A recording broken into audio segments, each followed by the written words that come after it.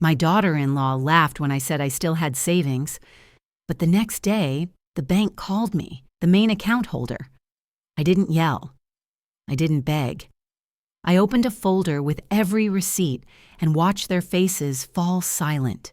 The real story was just beginning. They sat at my table like they owned the place. The ceiling fan hummed above us, slow and steady, pushing the smell of fried okra through the room. I had the good plates out, the Sunday ones with the faded gold rim, and a pitcher of sweet tea sweating on the counter. My son, Laron, leaned back in his chair like he was settling into his own home, and his wife, Sable, had her elbows on my table as if she was presiding over a meeting. They didn't ask how I was doing. They didn't ask if I'd been sleeping well.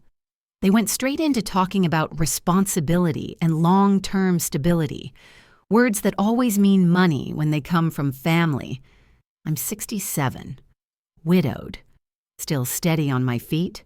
Osric and I worked 40 years for this house, every brick paid for twice over. I keep the air running, I keep the lights on, and I keep my mind sharp. But that afternoon, I could feel the shift, the kind that tells you someone has already written a story about you without letting you read it. Sable crossed her legs, the flash of her new manicure catching my eye. "Mama, we just don't want you stressing over bills," she said, voice smooth as pie filling. "You're getting older. Things happen." That word older slid across the table like ice. Laren nodded, half smiling like he'd been coached. I smiled back, polite. "I still have savings put aside. I'm okay." Then she laughed. Lord, that laugh. It filled the kitchen and bounced off my walls. It wasn't kind, wasn't nervous. It was the kind of laugh people use when they think they've already won. Laren chuckled too, low in his throat. "Ma, you don't have to worry about money anymore," he said. "That's what family's for. We'll manage it. We'll manage it. Not help you, not support you, just take it." I didn't answer. I just studied them. The way her phone sat on my table like she was taking notes, the way his eyes slid away when I caught them. I'd raised that boy better, but comfort makes people forget gratitude. Finally, I asked, calm as Sunday morning, "How much do you think I have, exactly?" That shut them both up. They left not long after, moving faster than they'd arrived. Sable didn't even rinse her glass, just left it half full by the sink. Laren kissed my cheek, but it felt like he was saying goodbye to a chore. The door closed, and all that laughter drained out of the air. I stood there washing their plates, water running warm over my hands. Funny how you can feel like a guest in the house you paid off. I didn't cry, didn't throw anything. I just started to take inventory of the tone in her voice, of my son's silence, of how they'd rehearsed this whole visit. When folks stop asking how you slept and start asking how your accounts are structured, you'd better pay attention. I opened the drawer beside the fridge and pulled out my old blue ledger. Every family got one, though they call it something different. Mine's where I keep the truth, down payment for their house, daycare for Leora, hospital bill when Sable had complications, groceries, car notes, favors I never called back in. I wrote it all, neat and steady. And then, tonight's entry. She laughed when I said I had savings. I capped the pen and stared at that sentence until it stopped hurting. "They don't see me as Mama anymore," I whispered. "They see me as an account number." I looked toward Osric's photo on the shelf and said softly, "I am not broke, and I am not done." When the clock ticked over to 6, I closed the ledger. "If they think I'm already gone," I told the empty room, "they're moving too fast. The next morning, the phone rang. It was the bank. The next morning came slow, heavy with that same silence that follows a storm nobody saw coming. The house was still. the Texas sun pushing through my blinds like it owned the place. I moved around my kitchen in my robe, made myself a cup of hot tea, and sat down at that same table where they laughed at me yesterday. My mind was steady, but my chest kept whispering, "Watch them. Marceline, watch close." The phone rang. I looked at the number and saw it was my bank. I answered, polite, like Mama raised me. "Good morning. This is Marceline." "Good morning, ma'am. This is Deshawn from First Federal," a young man said, his voice professional, respectful. Not the kind that talks down to you because you're old. That tone already told me something was wrong. He said, "I wanted to confirm. Did you authorize a change of access to your accounts? Something listing LaRon and Sable as your primary caretakers?" Caretakers? That word hit me like cold water. "Say that again?" I asked. "Yes, ma'am," he said. Gentle now. "A document came through saying you're showing signs of confusion, that you might need help managing your assets." I didn't breathe for a second. I let him keep talking because when people are confessing, you don't interrupt them. "They're requesting to move you from primary to secondary on your accounts," he continued. I finally said, "Sweetheart, I still pay my own light bill. I drove myself to HEB yesterday. I know what day it is, who the president is, and how to read a balance sheet." He hesitated, then said softly, "The document calls it cognitive decline." I felt that insult settle deep, but I stayed calm. "Put a note on my file," I told him. "No one speaks for me but me." He said he would. And right then, something in me hardened. I told him, "I'll be there in 30 minutes. He tried to reassure me I didn't need to come. I cut him off, polite but firm. When somebody starts writing you out of your own story, baby, you don't sit home and bake a pie about it. I hung up, dressed with intention. Clean jeans, navy blazer, gold earrings, no cane. I walked out steady, grabbed my purse, my ledger, my folder of documents, locked the door behind me, and drove myself through Houston traffic. The sun was bright and mean, but I didn't blink. When I stepped into that cold, air-conditioned bank, the security guard nodded at me. Deshawn came out, a young man with kind eyes and crisp sleeves. "Ms. Price?" he said, extending both hands. That respect told me I wasn't crazy. He led me to his glass office and pulled up the file. The air was heavy with paper and truth. It wasn't a request to add them, he explained. They wanted to become the primary signers. I sat back, folded my hands. "Does this look like cognitive decline to you, baby?" He smiled, shaking his head. "No, ma'am, it sure doesn't." That's when I felt it, the validation I didn't even know I needed. Somebody outside the family saw me clearly. Then he said the words I'll never forget. "Ms. Price. What they're doing is called elder financial abuse." I sat there, quiet. The word abuse felt strange in my mouth. I'd never called my son's actions that, but sometimes truth sounds ugly because it is. He told me he had already flagged my account. Nothing would move without my physical signature. He printed copies of every page they'd filed. I asked him to highlight the parts where they called me confused. He did. I slid the papers into my folder, smooth and steady. "From this minute on," I said, "no one moves my money, touches my name, or signs anything for me unless I'm breathing and sitting right here." He nodded. "Understood," I told him quietly. "My son's name is LaRon. His wife is Sable. You remember those names?" When I left that bank, I walked tall.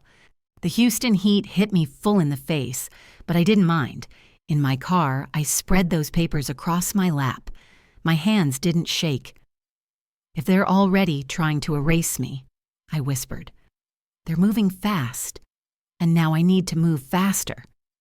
When I left that bank, The sun felt different on my skin. It wasn't just heat anymore. It was warning. Deshawn had told me they were trying to move fast to get this caretaker mess pushed through in under 48 hours. 2 days.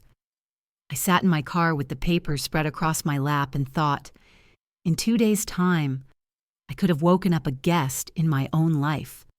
The words burned through me. Caretaker. Cognitive decline. Transfer of authority. All written neat as a prayer on official paper. I whispered.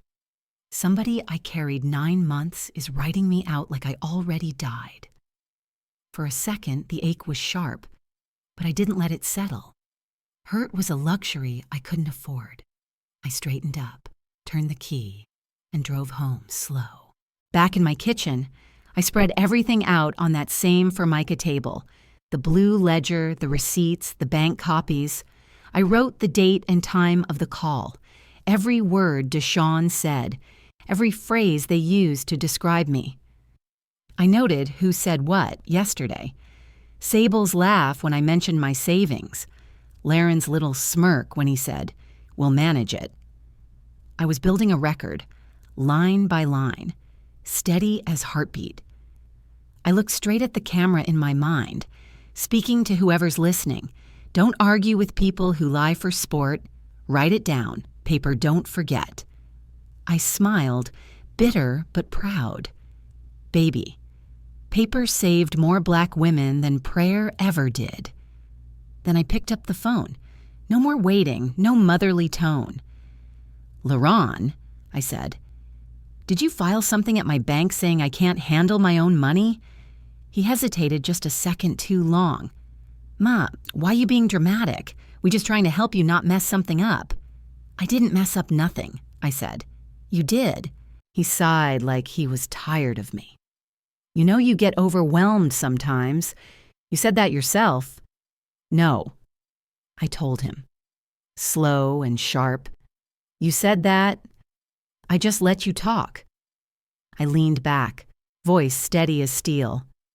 "Let me be extremely clear. You don't have permission to touch, move, rename, freeze, unlock, or manage anything with my name on it.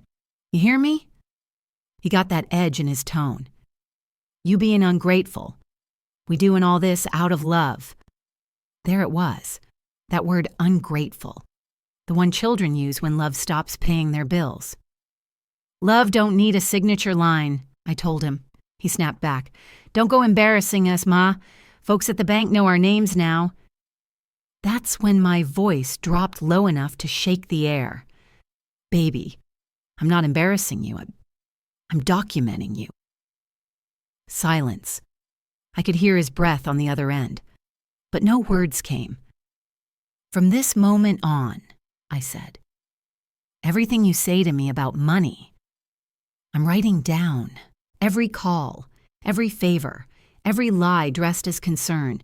You and that wife of yours can rehearse your stories, but I got timestamps." He finally shouted.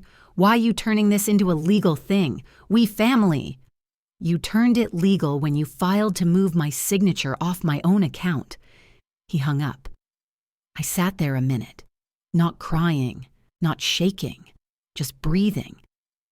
"You raised them to stand on their own feet," I whispered, "and one day they stand on your neck."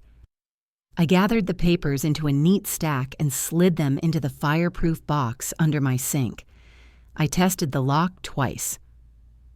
"All right," I said to myself. "Now I know where we at."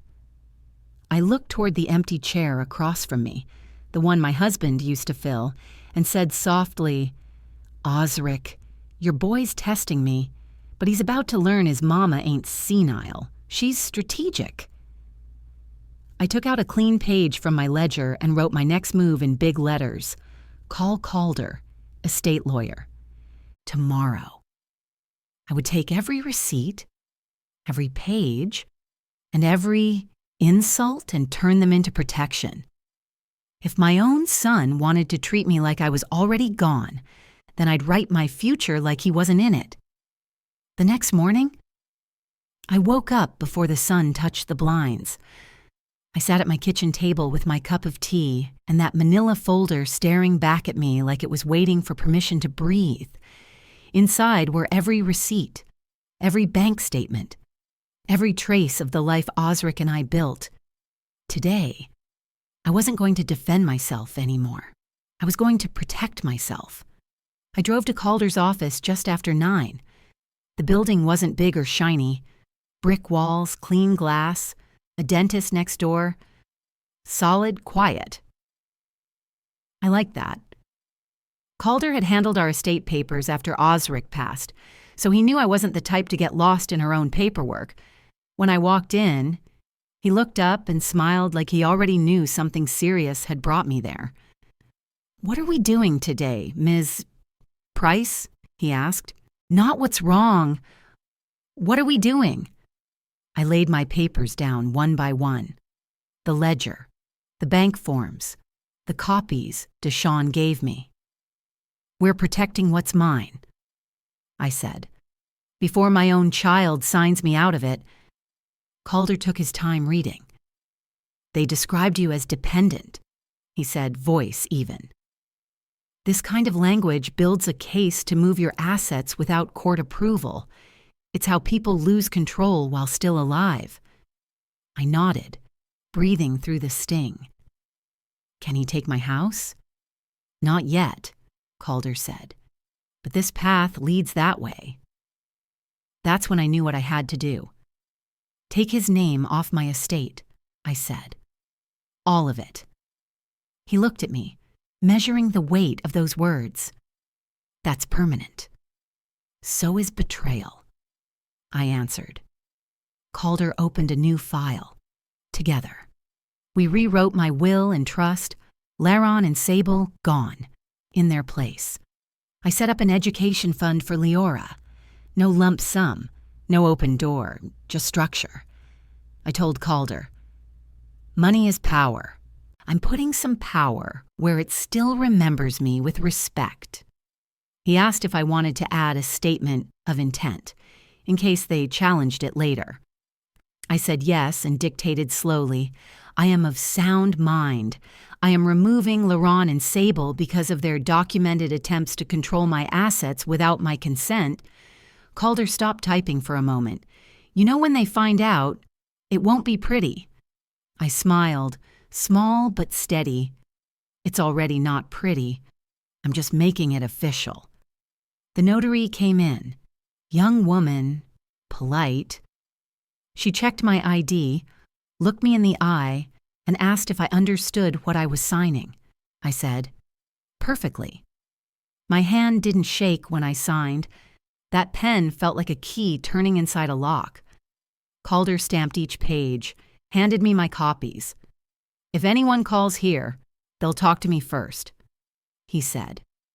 For the first time in weeks, I exhaled fully. When I got home, I didn't even take off my blazer before my phone rang. Sable. "Hey, Mom," she started in that syrupy voice. "We just want to keep things peaceful.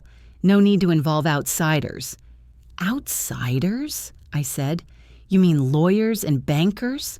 People who use real names and signatures?" She laughed, nervous. "We're family, you know. We just worry you can't keep up with—" She stopped herself mid-sentence. That was all I needed. I let the silence stretch until she felt it. "Sable," I said, "as of this morning, your name is nowhere near my future. And you will not call one more office pretending to speak for me. You understand?" She went quiet. Fear sounds different from guilt. Thinner. Faster. I hung up, walked to my sink, and slid those signed papers into the fireproof box. I locked it, turned the key, twice, and whispered, "You don't get to write me out. I get to write you out." Then I looked toward the window, sunlight cutting across the floor, and said to myself, I thought protecting myself would end it. I was wrong. This is just the start. It was close to 9 when I heard the sound of tires grinding against the curb outside. I knew that sound didn't belong. I peeked through the blinds, and there they were, Laron and Sable. He was driving too fast for a residential street, headlights cutting sharp across my lawn. Her phone light glowed blue against her face. They'd been drinking. I could tell by the way they moved. Loose, jittery, too confident. When your own child pulls up at night like that, I told the audience in my head, it's not a visit, it's an ambush. I made sure my phone was charged and my porch light on. I didn't grab a weapon. I grabbed my calm. When they came up the steps, I opened the door halfway, screen locked, smile thin as glass. Laron started before I could say a word. You really went to a lawyer. You trying to ruin us? His voice was loud, almost rehearsed. Sable joined in. You're making us look like thieves. Mama, people think we're abusing you. I didn't flinch. If you didn't want folks thinking you're thieves, I said, you shouldn't have filled out thief paperwork. That stopped them for a blink. Then Laron hit the screen door with his hand, making it rattle. I didn't step back. Right then, I thought. They didn't come for understanding. They came for submission. I reached for my phone, hit record, and set it on the windowsill. My voice stayed low, even, "You are not welcome here tonight. Please leave my property." He sneered. You gonna call the cops on your own son? Not on my son, I said, eyes locked on his. On a trespasser. I shut the door, turned the deadbolt, and called 911.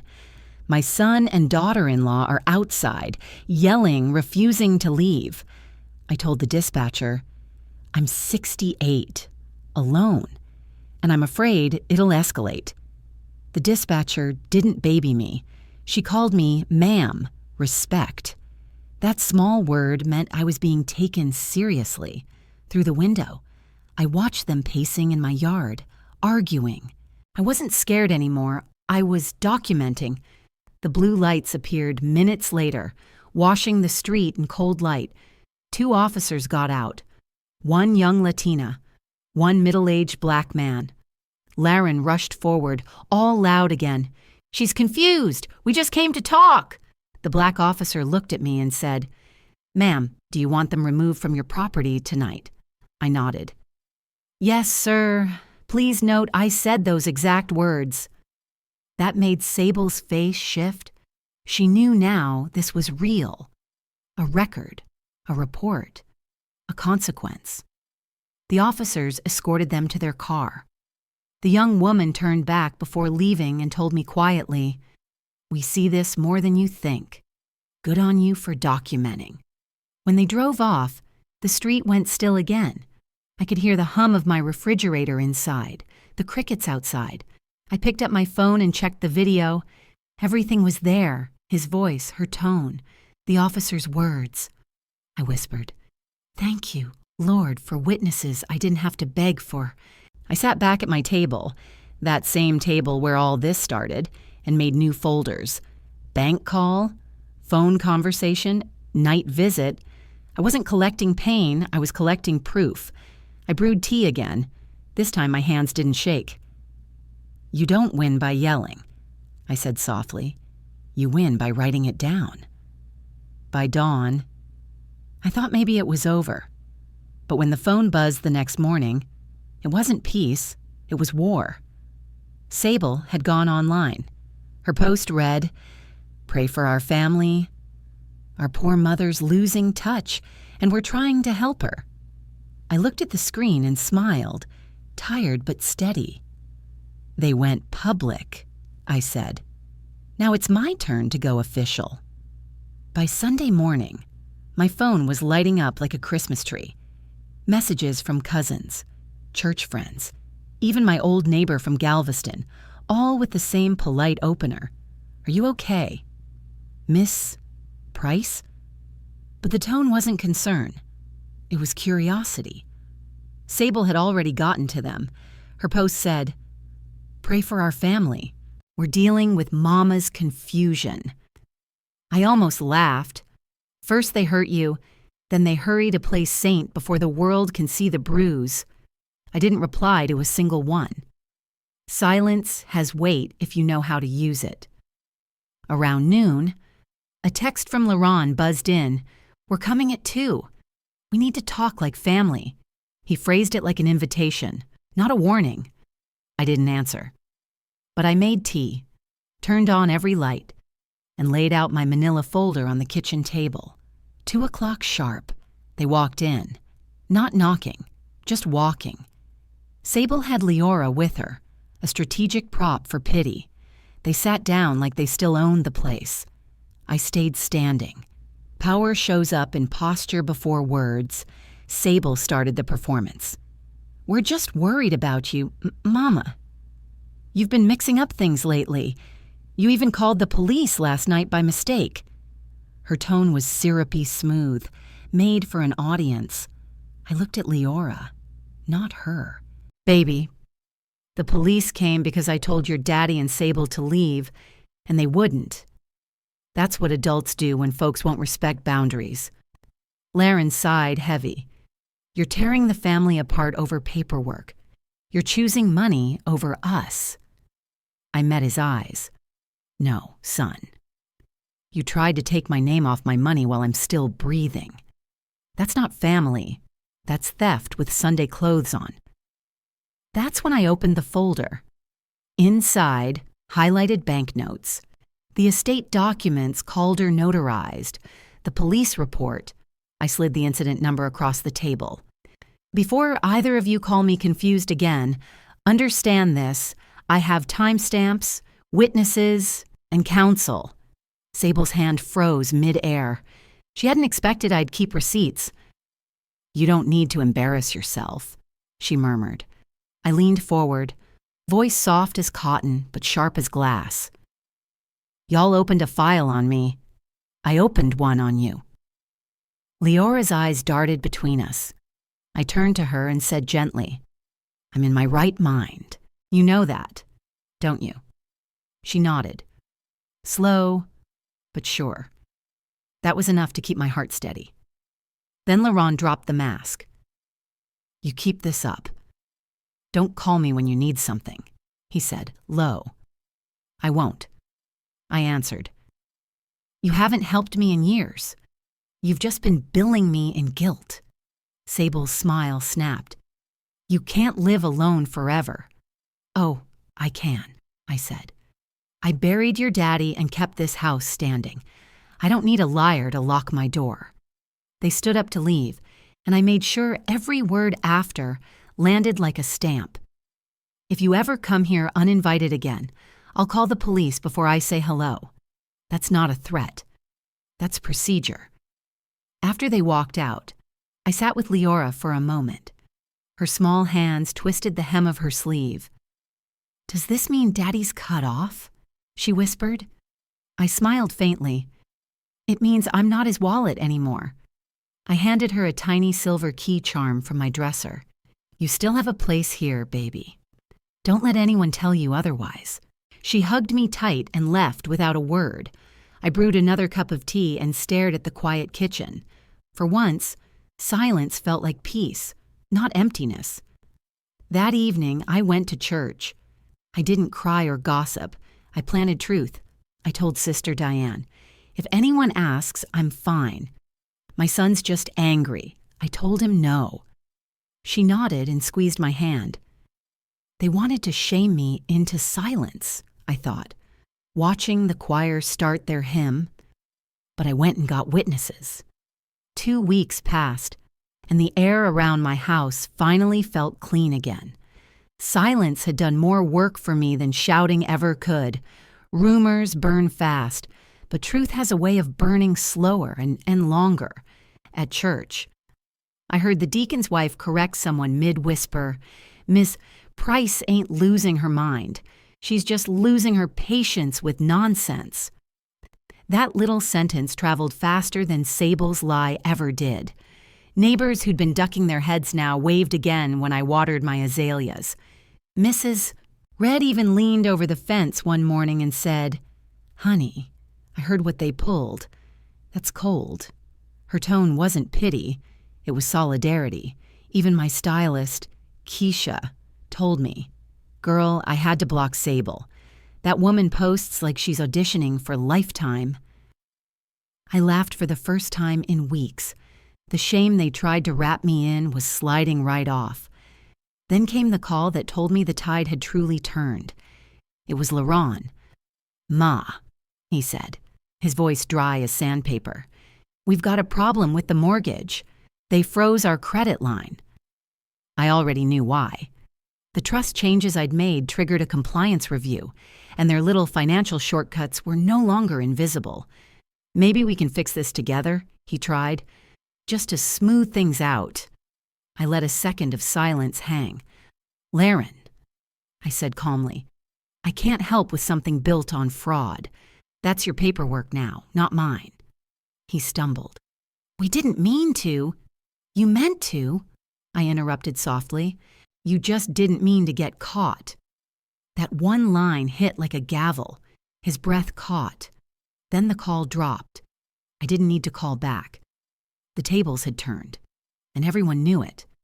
Later that week, the bank's compliance office called me directly. The woman on the line had a firm but kind voice. "Ms.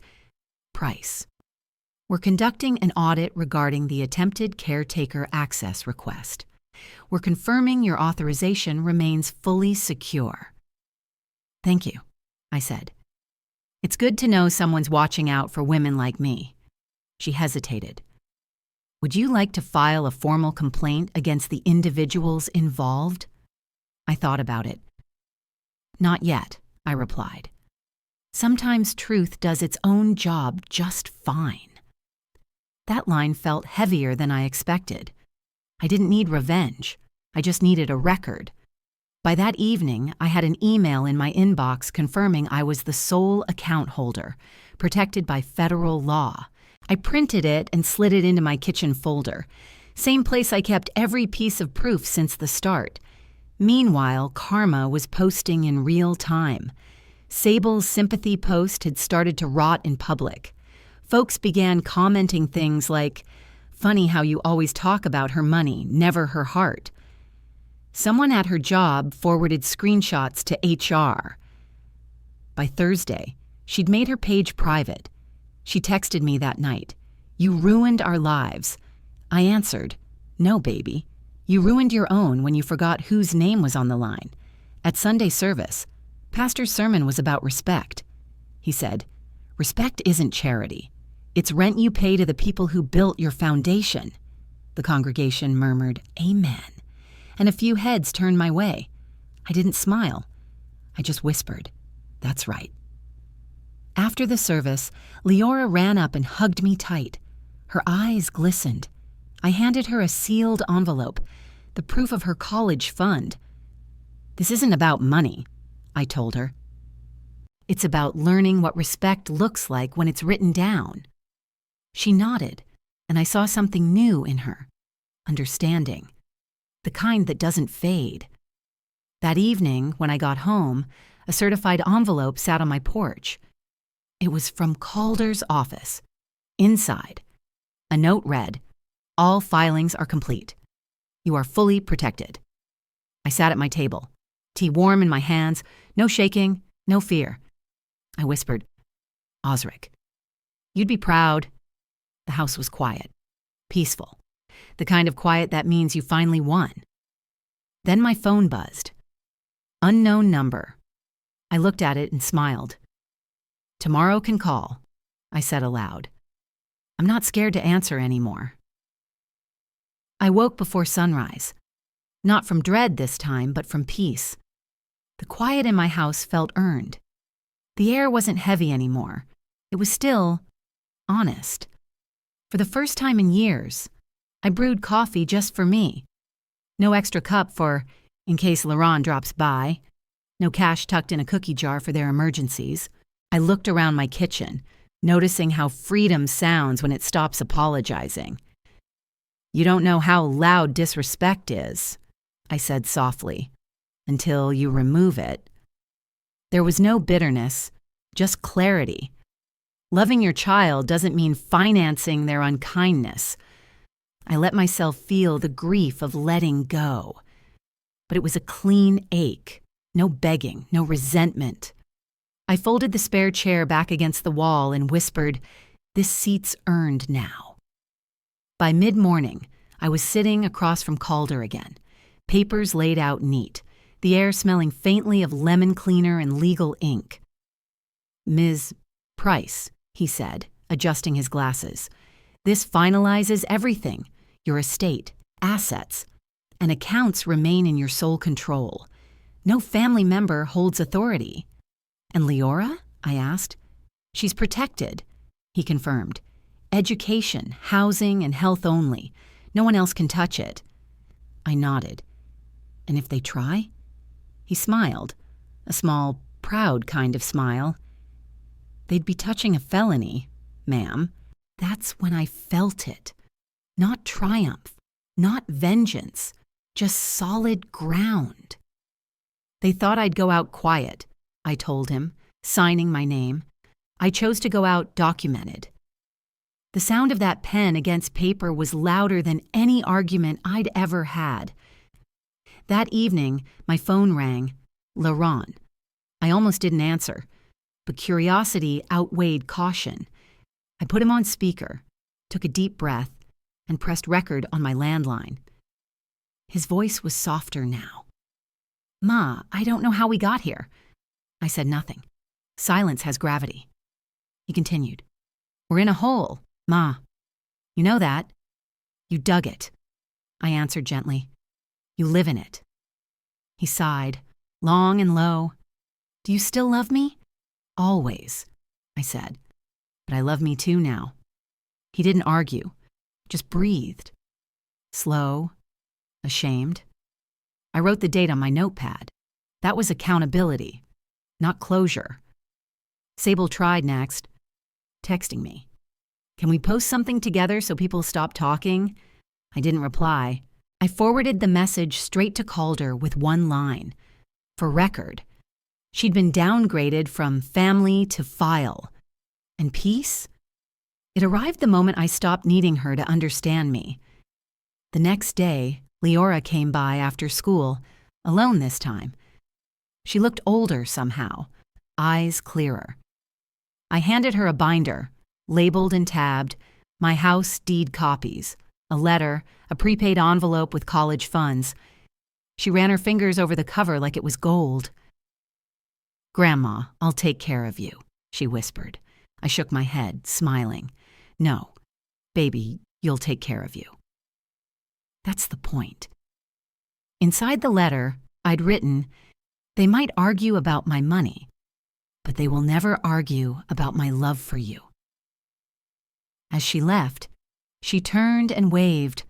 For the first time, I saw her not as a child stuck between adults, but as the future, my quiet victory. That night, I sat at my kitchen table again, the same table where it all began. My tea didn't shake this time. I looked straight at the invisible camera in my mind, at the women watching, the ones who've been called confused, difficult, too much, and said, "You are allowed to protect what you built. You are allowed to stop financing people who don't say thank you." I smiled. My daughter-in-law laughed when I said I still had savings. "Baby, I don't just have savings. I have a signature, and that signature still scares them." I leaned back, exhaling slow. "They tried to write me out," I said, voice steady. "The bank called me the main account holder. I called myself something better, mine." I turned off the porch light, locked the door, and whispered, "My name is Marceline Price. I am of sound mind, and I am done being quiet." The next morning, a black sedan slowed in front of my house. A man in a gray suit stepped out, holding an envelope stamped State of Texas. He looked straight at my door before knocking twice. My heart didn't race. But when I opened it, he said, "Ms. Price, we need to talk."